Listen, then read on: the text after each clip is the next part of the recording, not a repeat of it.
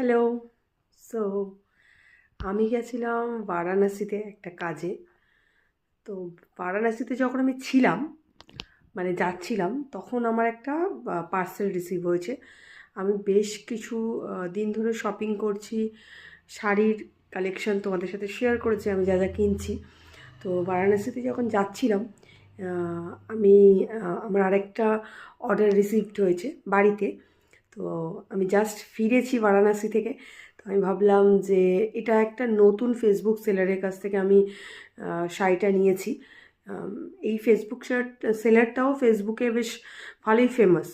So প্রথমবার আমি তার কাছ থেকে কোনো কিছু নিলাম। তো দেখি কীরকম কী কালেকশানটা, কীরকম কোয়ালিটির বা কতটা আমার এক্সপেকটেশন অনুযায়ী কতটা ভালো হয়, সেটা পুরোটাই তোমাদের সাথে শেয়ার করব। তো এই হচ্ছে সেই পার্সেলটা যেটা আমি রিসিভ করেছি পাপাই শাড়ি হাউস থেকে।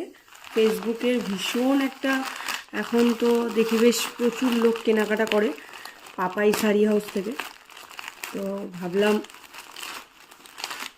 যেহেতু আমি জেফা থেকে প্রচুর কেনাকাটা করেছি, প্রচুর শপিং করেছি, আর তোমাদের সাথে শেয়ারও করেছি যে জেফা থেকে আমি কি কি কালেকশন কিনেছি।